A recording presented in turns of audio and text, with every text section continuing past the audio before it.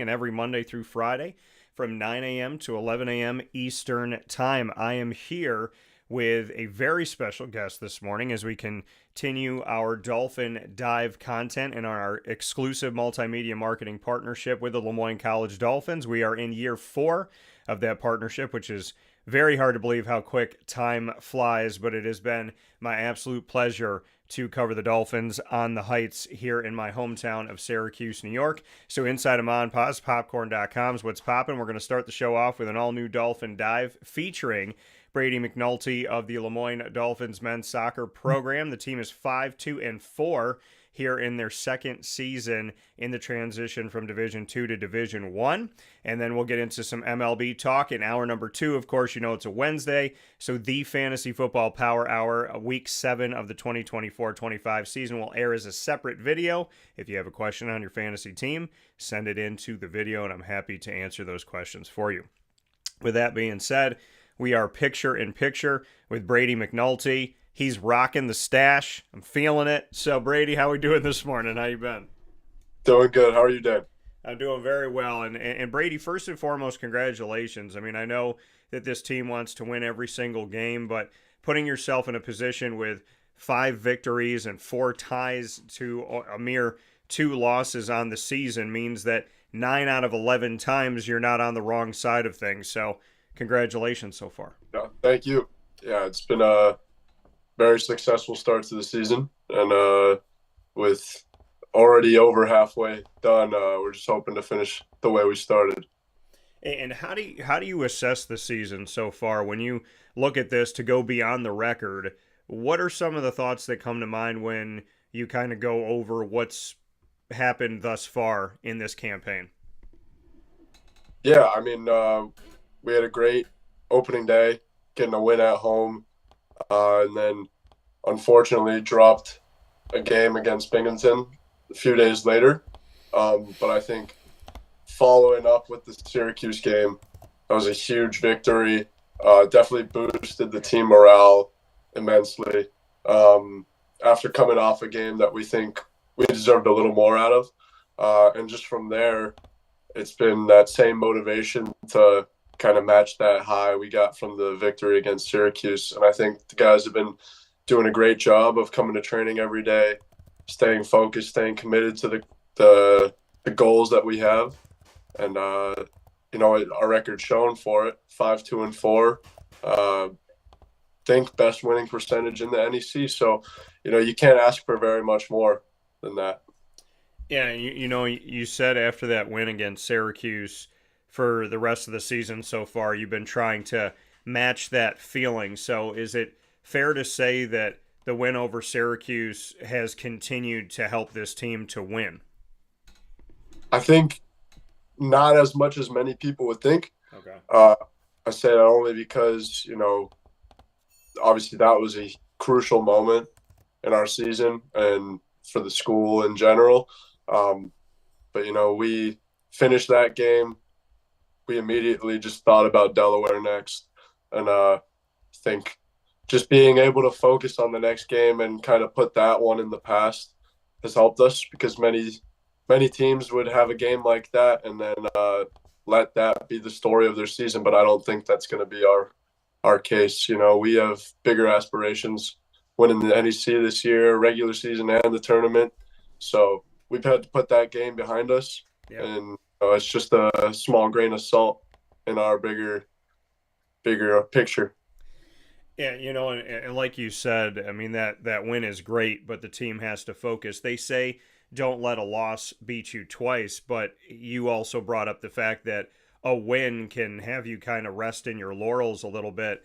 How did this team just kind of let that go? I mean, that speaks to maturity. It speaks to a bigger plan. And, it also speaks to leadership. So bring me into that, the maturity, the leadership, and the look at the bigger picture. That win over Syracuse was great. I mean, the team's won a national championship within the last couple of years and obviously was ranked pretty high this year. But maturity, leadership, focus, let's get into that a little bit more. Yeah, I mean, you look at our roster, we have a extremely young team, tons of freshmen, few of our transfers that came in with me are redshirt freshmen. So, just a lot of younger guys who haven't been in this type of situation, especially being the second year in Division One. That's where I think it comes into big play. The guys that have come from programs that have been in Division One already, they know, you don't, like you said, don't take the losses too low and don't take the wins too high. So definitely the small group of more experienced players has helped keep these younger guys afloat. Because everyone's crucial to the team, and we have a lot of younger guys who have been helpful to our success. So need to make sure they keep themselves grounded. So you got captains like Jack and Z, and they've done a crucial part in keeping everyone focused on the bigger picture. And then you got guys who have come in older, like myself, and Victor, who have been in these types of situations, and we know what it's like. So we just gotta, let everyone else know and keep them where they're supposed to be. Yeah, and like you said, I mean, you came in to this program at Moyne. You spent your previous couple years at Niagara in 2022 and 2023. What made you get into the transfer portal? And then secondly, why Moyne? Yeah, I spent my first 2 years. So I took a gap year after high school. I was originally class of 2021, graduating. Um, just with COVID and everything, took that extra year to get myself something more than I already had. Yeah. Um, and then was blessed enough to get an offer from Niagara. Jumped on that. My dad, my uncle, and my aunt all went there. Have a lot of family here in New York, so thought it was just a great fit for me, and it was for my last 2 years. Yeah. And then kind of just outgrew it. I had a great 2 years there. Loved the team, loved the campus, loved the school, everything about it. I just felt I needed another change of scenery. And then I was lucky enough to get connected with Cal. Yeah. And immediately I just thought, Lemoyne would be a great place for me. Yeah, you said you got connected with Callum Donnelly, the head coach and obviously an alum of the program. What was it about his message that ultimately spoke to you and made you believe that this was going to be the right fit for you? Yeah, I mean, I just wanted to go somewhere where I could make an impact. Yeah. And with talking to him, nothing's guaranteed in Division One soccer, and then the higher you go, it's even less of a guarantee than there was before. But he said no guarantees for how much I'll be playing, but he thinks I would have a good shot at coming in and making an impact. And I took that. I needed someone to believe in me as much as I believed in me, and I felt that from Cal. And obviously, I've come in, feel like I have made an impact, so can't ask for much more than that. Yeah, like you said, I mean, the impact that you believe you could make in that conversation, and then that conversation coming through. When you have a coach that says what they say to you in the transfer portal, and then they live by it. I mean, what is that ultimately meant to you? That Callum and the leadership of this team, whatever they said during your process of where do I go and what's a good fit, that they're actually living by it. Because somebody's word, I mean, it should be a given that that's extremely important, but we don't always see that. So what does that mean to you, the fact that it wasn't just to get you to come here, it wasn't just a temporary like say what we need to say, but it's actually the type of coach that he is? Yeah, I mean, actions speak louder than words. I came in, just worked my butt off for those first couple of weeks of preseason, and he rewarded me with the hard work I was putting in. Giving me a start in my first game against Colgate during preseason, and then just from there, I've continuously played over and over, and been able to just show what I've been able to do. And so yeah, actions speak louder than words. Cal told me what he told me in the portal, but he lived by that. Rewarded me for the work I was putting in, and that's all I can ask for in a coach. And Brady, before I let you go here, after that Syracuse game, you said the focus was on Delaware. You tied them at home 2-2. St. Peter's at home you defeated 2-0. Then you went on the road to St. Bonnie's, tied them 1-1. Niagara, you got to go up against your old team, 1-1 tie there, and then a tie in the conference in the NEC against FDU 2-2. A win in the conference over Chicago State 4-0, and then a win over Stonehill 2-0, also inside of the NEC. And then, the Lafayette game most recently here yesterday, a loss 2-1. But I want to go to a couple things here. After that victory over Syracuse, we saw ties or wins all the way through to yesterday. And so just what you could say about putting together those string of games, especially starting 2-0-1 in the NEC, and then what was it like to go up against a familiar team in Niagara? Yeah. So if you didn't know, I broke my face in the Syracuse game. So I actually sat out from that stretch between Delaware and Niagara. So unfortunately, didn't get to go up against my old team. But the guys put in the same work and the same effort that we've seen all season long in that stretch of games. 3 out of the 4 being at home. And what we've been saying all season long is that we want Ted Grant Field to be a fortress, that teams come in, they won't get anything out of it. And up until yesterday, we had been doing that.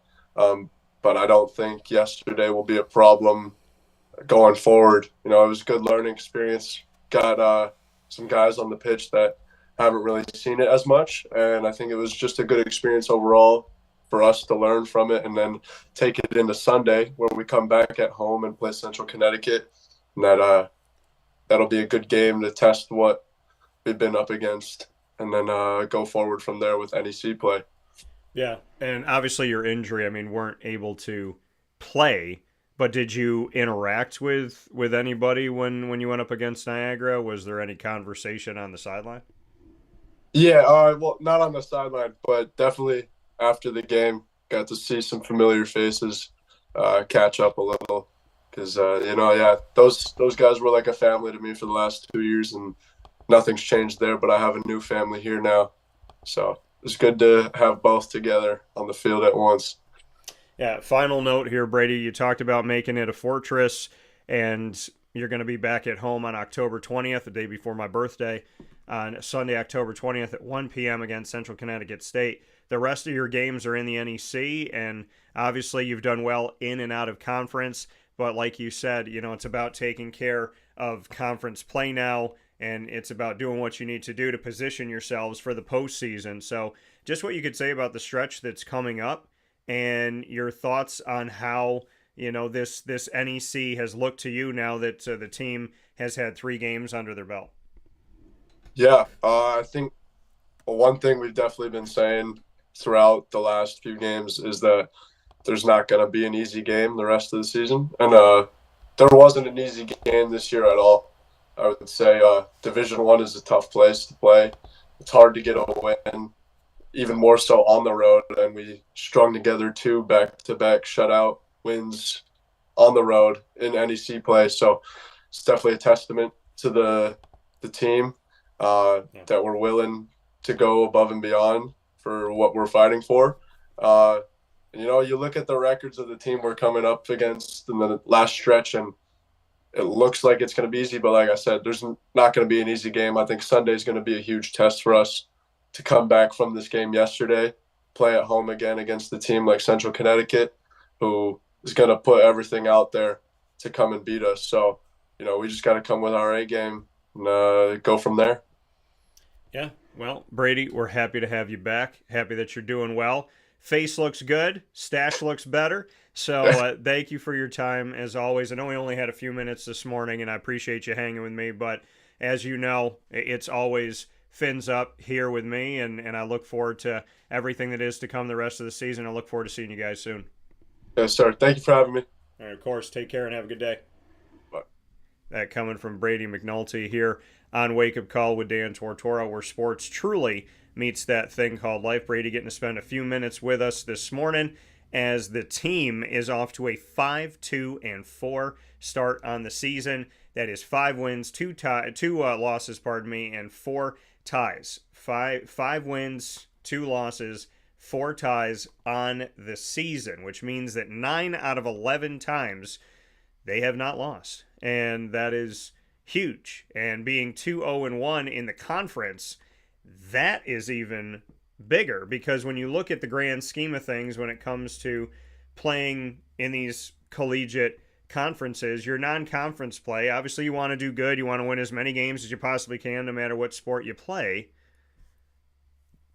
But it's a new season when you get into conference play, because you're non-conference, you want to challenge yourselves. You're non-conference, you want to get out there and do what you need to do, right, to get yourself ready for conference play. And you want to, like, nationally, you want to get yourself out there. You want to look good, you want to feel good, you want to win your games. At the very least, in the world of soccer, you want to tie. And that non-conference helps you to kind of navigate and get to know who you are. And a good coach is going to challenge you. A good coach is not going to play an easy schedule. And Callum Donnelly is a good coach, and he did not, by any stretch of the imagination, go after an easy schedule. So now that they're in conference, this is a new season. Whatever you've done, I mean, having 5 wins and 4 ties in 11 games is pretty darn good for a team that's in their second year transitioning from Division II to Division I, from the NE10 to the NEC. But we look at the NEC record, and that is where the focus is now. Because overall, that's great. But the conference record is going to determine making the conference tournament, seeding for the conference tournament, playing at home in that fortress that Brady McNulty spoke about. Mercyhurst is in their first year in transition from D2 to D1, and they're 3-0 in the NEC. Lemoyne is 2-0-1. St. Francis is 2-1-1, and those are all the teams with the winning records. LIU's 1-0-2. FDU's 1-1-1. Howard's 1-1-1. Chicago State in their first year in the NEC, they were an independent D1. They're 1-2-1. Stonehill's 0-2-1, and Central Connecticut's 0-4. And Central Connecticut's next up for Lemoyne in Syracuse, New York. So Lemoyne is currently the 2nd seed if the tournament was to start today. And I want to congratulate the Lemoyne Dolphins on the work that they've started to do, but there is much more work, as Callum Donnelly will tell you, to be done. Losing that non-conference game at Ted Grant Field 2-1 to Lafayette, they now look at the game, like I said, before my birthday, which is at home. Ted Grant Field this Sunday, October 20th at 1 p.m. Eastern Time. Then they're on the road at Mercyhurst. That's a massive game.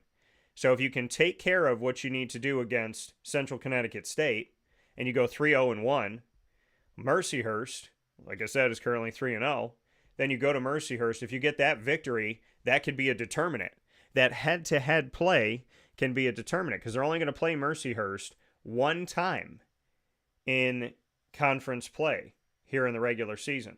And Mercyhurst is the only team above them. So you defeat Mercyhurst, and you put yourself in a position that if they trip up in any way, shape, or form, and y'all have the same record, or they had, think about it like this. If Lemoyne is to do what they need to do, they beat Central Connecticut State. I'm just looking at this. 3-0-1. Beat Mercyhurst 4-0-1. Now Mercyhurst has a loss. If Lemoyne continues to take care of business from there, they have Howard, they have St. Francis, and LIU. And I'm not trying to get ahead of myself. I'm just trying to paint you a picture. If they take care of what they need to take care of and they beat Mercyhurst head-to-head, then they're in a position where they could be the number 1 seed in the NEC tournament for men's soccer in their second season in transition from D2 to D1. And I'm just saying that's massive. But they got to take care of the fortress, like they said, and they got to take care of the road as well. Because the fortress puts us in a place where they're going to have a few games at home and they're going to have a few games on the road. So Central Connecticut State is at home. Mercyhurst is on the road. Howard's at home. St. Francis is on the road. LIU's at home. So there's going to be no 2 road games in a row and Oh, and Mercyhurst isn't eligible for the tournament, so thank you, Craig, for sending that over to me. But I totally forgot about that they're not eligible to go for the tournament. So standing-wise, Lemoyne is at the top. Thanks, Craig. Appreciate you. Craig Lane over at Lemoyne. Shout out to him and the entire athletic communications staff that's continuing to work very hard and very diligently in this transition from D2 to D1, and did a great job in D2 as well. So Mercyhurst above Lemoyne in the standings, but Lemoyne doesn't have to worry about Mercyhurst in the tournament, which is huge. Still got to take care of the victories, though. Lemoyne has 7 points. They are tied with St. Francis U in the points here inside of the NEC. And we're setting up to have a great rest of the season as we look at the fact that there are 5 games to go in the regular season, and that'll be home, away, home, as I stated before. With that being said, I want to take a look at the women's side of things and definitely look forward to the opportunity of, we've spoken with them throughout the season as we always do, and we'll have them on again very soon to speak on their season. And when we look at the Lemoyne Dolphins women's soccer team and their schedule so far, 2-12-1. In conference, 1-4-1. So we look at where they're at right now, and they stopped a losing skid that they had here. They had lost 8 games in a row. And after losing those 8 games that started with Temple University and ended with Stonehill, they defeated Delaware State inside of NEC play at Ted Grant Field 6-0. Then went on the road to Chicago, Illinois to face off against Chicago State, who's in their first season in the NEC, and they tied them 1-1.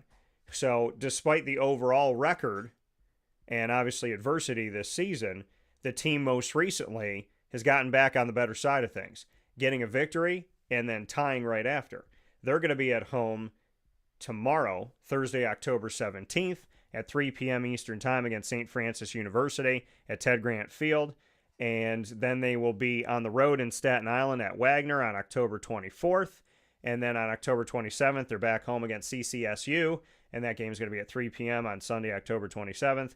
And they'll finish off their regular season on the road at FDU on Halloween in New Jersey. So they only have 4 games left here. And so the Lemoyne Dolphins are 1-4-1 in the conference. Obviously, some work to do for them as they step forward. But as we look, I want to take a look at their standings as well.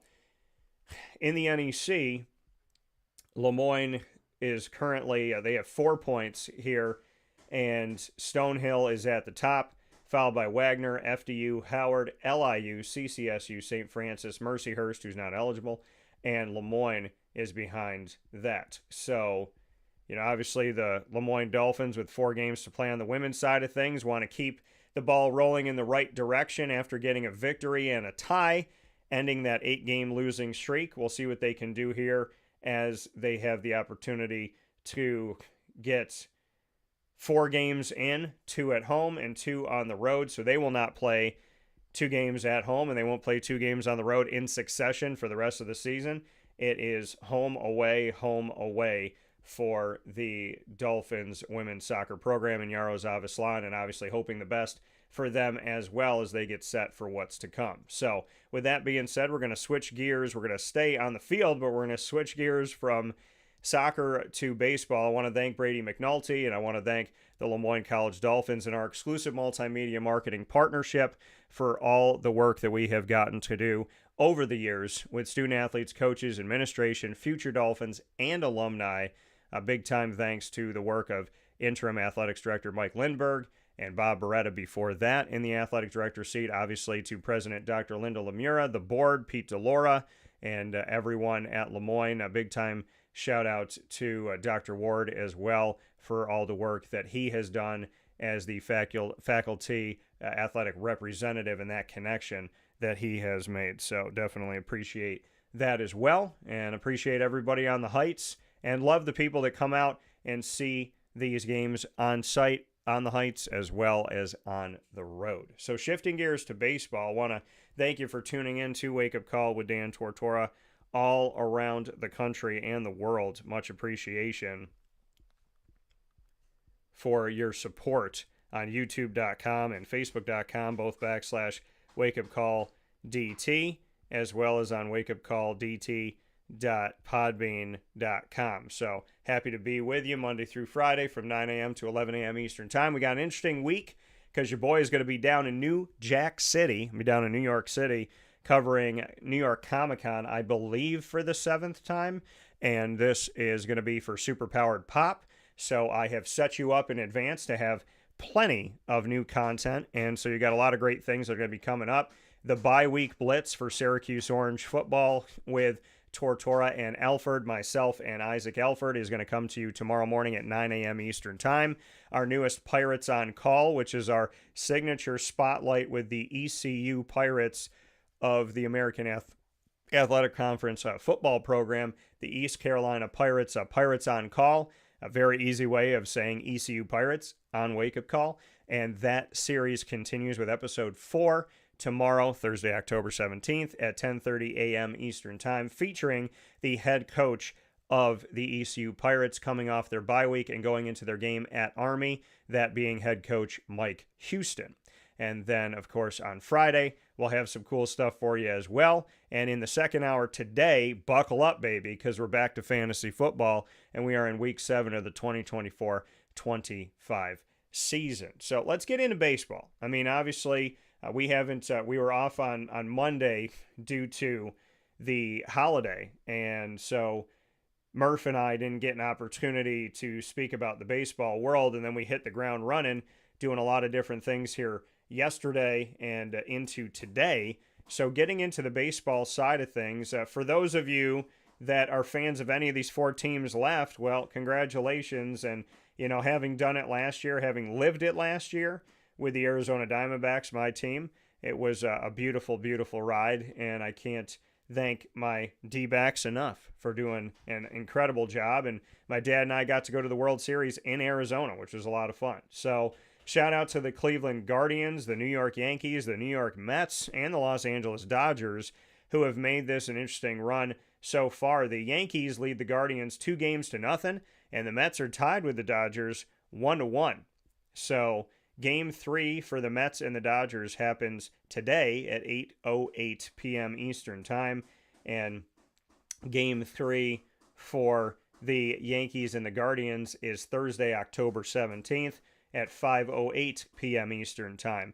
So we are in a place right now where the Mets and the Yankees could end up giving us a Subway Series World Series. And even if you're not a Mets fan, and even if you're not a Yankees fan, it's good for baseball, in my opinion. Like it's not even just baseball. I think it's good for just sports in general when you get to see something like that. Because I feel like non-baseball fans would pay attention to a Subway Series, a battle of the boroughs, Queens for the Mets against the Bronx Bombers for the Yankees, and seeing what that's going to look like on the field. I mean, they play each other every year, which is exciting. And now they have the opportunity of potentially going head-to-head against each other. But once again, you don't want to get ahead of yourself. They got to take care of business. They got some work to be done here. The Yankees and the Guardians had to go toe-to-toe with a Tigers team that was playing with house money. And the Tigers did a good job, but ultimately not enough. And so now we're looking at this opportunity for the Cleveland Guardians to see what they could do against the Yankees. So far, they're down 2-0, and the Yankees are trying to take care of business here and do what they need to do. For those of you that don't know, the wild card is a 3-game series. The divisional series is a 5-game series, and the championship series, which the teams are currently in, is a 7-game series, and then they will go into the World Series, which is also a 7-game series. So games coming up. Well, the Yankees won. Let's go back to the beginning here because we haven't gotten an opportunity to talk about how we got to this road. So the Mets taking care of the Phillies did a tremendous job. Mets up against the Phillies. The Phillies are not an easy team to play. Diamondbacks know that. But the Phillies getting bumped out of the last 2 postseasons. And how about this? The Mets, here's a crazy thing. Is this a team that, I mean, just think about, just hear me out for a second. So the Diamondbacks last year in the National League beat the Milwaukee Brewers in the wild card. Then they beat the Dodgers in the NLDS, and then they beat the Phillies in the NLCS. The Mets have to play the same three teams to get to the World Series that the Diamondbacks had to play last year. The Mets beat the Brewers in the wild card. They beat the Phillies in the DS instead of the CS, and now they have the Dodgers in the NLCS. So if the Mets are to beat the Dodgers, they will have beaten the same three teams to get to the World Series that the Diamondbacks beat last year. Pretty interesting. The Baltimore Orioles on the other side continue to not impress. It doesn't matter what they do in the regular season, they struggle in the postseason. The Dodgers trying to get it done here and trying to handle business. They handle business against the Padres. I thought the Padres were going to see themselves potentially in the World Series. The Padres won the series against the Braves 2-0. And I'm not surprised, but the Dodgers and the Padres went 5 games. They went the whole NLDS. It took 5 games, all 5, to decide a winner there. Because those divisional rivals, well, they fight hard. The Mets took care of the Phillies 3-1. Phillies only winning 1 game after getting to sit out the wild card. On the other side of it,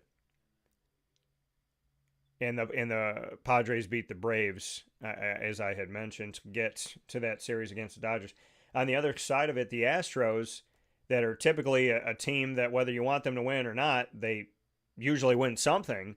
Well, the Tigers took care of them 2-0 in the wild card. And they went 5 games, all 5 games in the divisional round with the Guardians, the higher seed. The Tigers a 6 seed, the Guardians a 2 seed.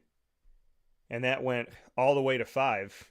Guardians needed every game to knock out the Tigers, and they did, 3-2. The Royals took care of the Orioles. As I had mentioned, the Orioles struggling in the postseason.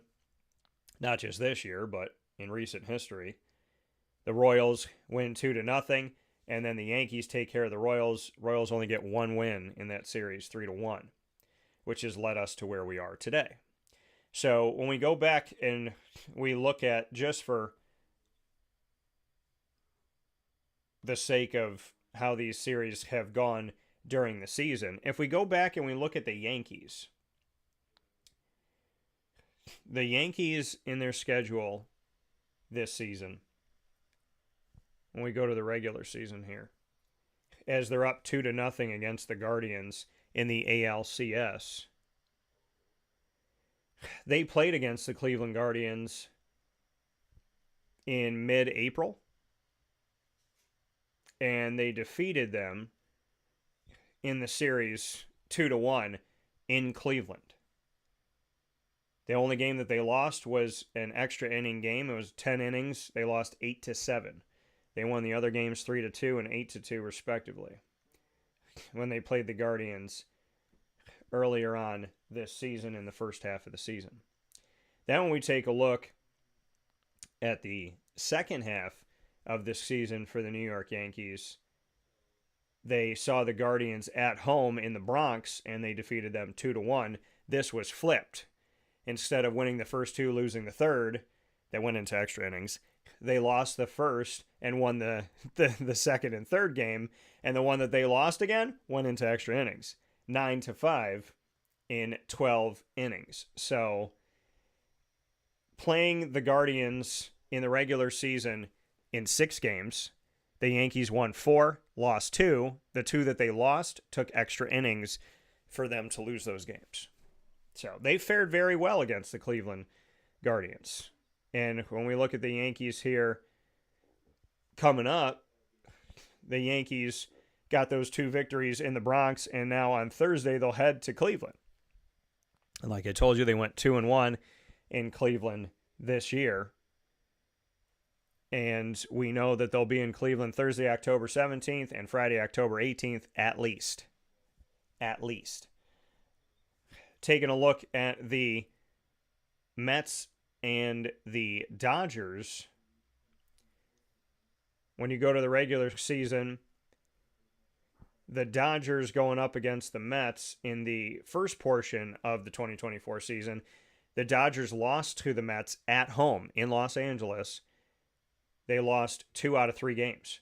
They lost to the Mets 9-4, then 6-4, then they won in the third game, which was April 19th to the 21st. They won in the third game on April 21st, 10-0. Then they played the Mets in May on the road, and they won in Queens every game. They won in extra innings 5-2 in a 10-inning game. Then they won 3-0 and 10-3. So when they saw the Mets in 6 games in the first half of the season, they did better on the road than they did at home, winning 4 of 6 and all 3 on the road. And that's something to look at and I know it's a new season. The Diamondbacks flipped the script on a lot of things, but just something to see here. In the second half of the season, they did not face the Mets. So they have not faced the Mets since May. So that's going to be interesting too, that the Dodgers and the Mets played their 2 series in the first half of the season. So the last time they played each other was May 29th. So you got June, July, August, September, and here we are in October. So you haven't played each other for over 4 months. And now they have the opportunity to do that. And the series is tied 1-1, as I mentioned before, which puts the Mets in great positioning because you stole one away from LA in LA. Now the Mets have to do what they have been doing, like they did in Milwaukee, which is flip the script from the regular season to the postseason and do better at home than they did against the Dodgers, where they lost all 3 games in May. Their first game in Queens is tonight, as I said, and we know that with the series tied 1-1 and you need to get 4, we know that there's going to be a game today, tomorrow, and Friday, all in New York in Queens against the Mets, because these teams need to figure it out. So, and somebody's got to get to 4. So there will at least be games on Wednesday, Thursday, and Friday for the Mets. Those tickets in Queens, $121 today, $140 tomorrow, and $195 on Friday. If they are to go back to Los Angeles, the tickets are $209 for Game 6 and $188 for Game 7. So those LA tickets are even more expensive than what you're seeing in Queens. But this is where we're at. I mean, we're in a place right now where all 4 of these teams are vying for the opportunity to get to the World Series, and we have 2 New York teams very much alive in this. And I'm excited.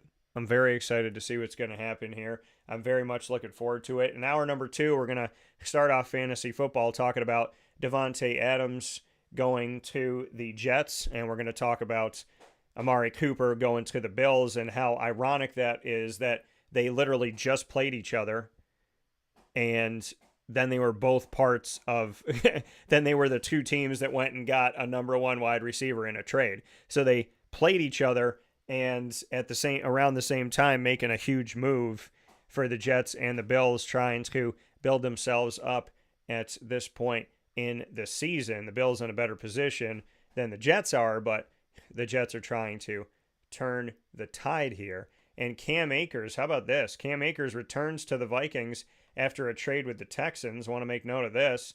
Cam Akers is with the Minnesota Vikings for the second time in a year, and this time coming from the Houston Texans in exchange for a 2026 conditional draft pick. Or conditional draft choices, pardon me. So the Vikings will send a 2026 6th-round pick in exchange for a conditional 2026 7th-round draft pick as part of the deal. So yeah, the picks that are involved here. So the Vikings will get a 2026 conditional 7th-round pick and Cam Akers, and they give up a conditional 2026 6th-round pick. So Akers who is a Florida State Seminole alum who started off his career with the Rams, and the thought was he could be the number one guy, has bounced around a little bit. So he started 2 games for the Texans in place of Joe Mixon, who was injured, and as well as Damian Pierce, who was injured. And he had 1 game against the Vikings in week 3, 9 times for 21 yards in that game, and had a total 147 yards and a touchdown on 40 carries during his time in Houston. So now Cam Akers is going over to the Vikings, with Aaron Jones being on the injury report with a right hip injury. So, and Ty Chandler backing him up, and Myles Gaskin coming over from the Miami Dolphins, where he started his career. So Cam Akers back with the Vikings. Interesting here. Well, he went from a good team to a good team. Went from a good record to a better record. And 2 teams that I would imagine are, if they keep doing what they need to do, are going to make it to the playoffs. So, excited to see what is going to happen here. And very much looking forward to all that is to come with the NFL season and all that is to come with fantasy football. And with that being said, we're going to jump into fantasy football at 10 a.m. Eastern time, but I'm going to bid you adieu for hour number 1 here, as we have more than an hour coming up in fantasy football, almost 2 hours of fantasy football content. Can't wait to share that with you. I want to thank you for watching and listening on youtube.com/wakeupcalldt, on facebook.com/wakeupcalldt, and listening on wakeupcalldt.podbean.com. And of course, once the show goes live, it hops into the archive on Amazon Music, Audible, iHeartRadio, iTunes, and Apple Podcasts, Player FM, Podbean, Podchaser.com, Podvine, Spotify, TuneIn, and YouTube. So thank you for going over there, searching Wake Up Call with Dan Tortora, or one word, Wake Up Call DT. And make sure you subscribe and follow us. It is free, and when you do that, you'll always be updated when a new show gets added to the archive, a new episode, I should say. Big time thanks to Brooklyn Pickle down in Southern Pines, North Carolina, right by Pinehurst Resort, where those very notable where the Pinehurst Golf Course is, and Pinehurst number 2. So go to Brooklyn Pickle in Southern Pines, and that is on 1788 Old Morganton Road in Southern Pines, North Carolina, around 10 minutes from the Pinehurst Resort that features Pinehurst number 2 golf course. And the food is incredible at Brooklyn Pickle. I mean, we know it up here in Central New York. You're getting to know it in North Carolina. So I look forward to seeing you out there at Brooklyn Pickle in Southern Pines. And, of course, many thanks to our partners in Central and Upstate New York: Carvel DeWitt, the Wildcat Sports Pub, Servo Mation, Mother's Cupboard, Avicoli's, Canine Camp Dog Daycare, Ma & Pa's, the snack capital of the world, Pizza Man, GG Cards and Breaks, Chick-fil-A Cicero, Canine Campground Dog Boarding, Fire Pit Barbecue and Saloon, Great Lakes Honda City, Bryan's Landing, and, of course, we are the exclusive multimedia marketing partner of your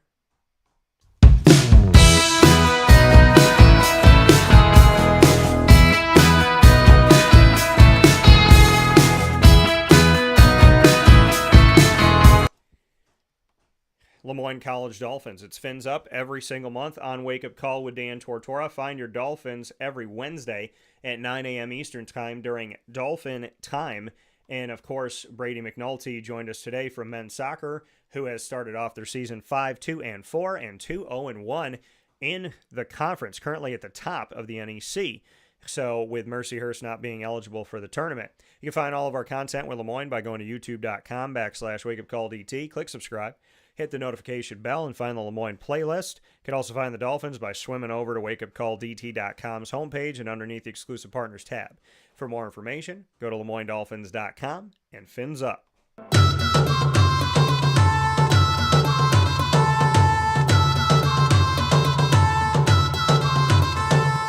The Bryan and Stratton College Bobcats of Syracuse are exclusive multimedia marketing partners with Wake Up Call with Dan Tortora. Find your Bobcats every single month in the Bobcat Buzz, the Bobcat Buzz, coming to you monthly. And of course, we are in men's and women's soccer season. Then we jump to men's and women's basketball, baseball, and esports.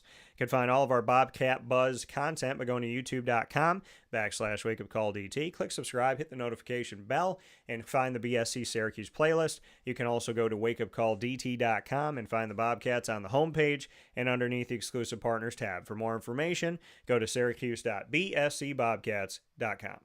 And go Bobcats.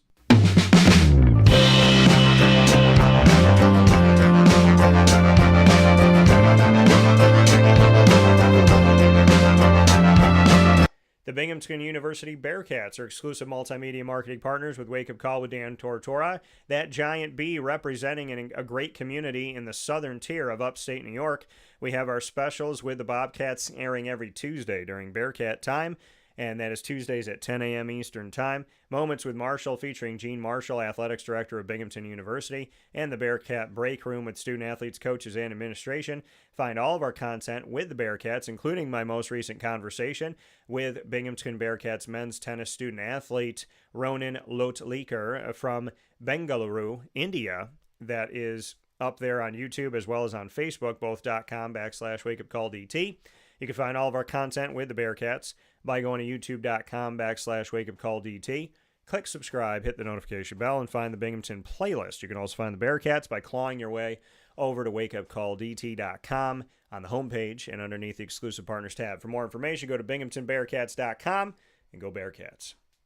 With that being said, I want to thank Brady McNulty for joining me for the Dolphin Dive today in my exclusive multimedia marketing partnership with Moyne.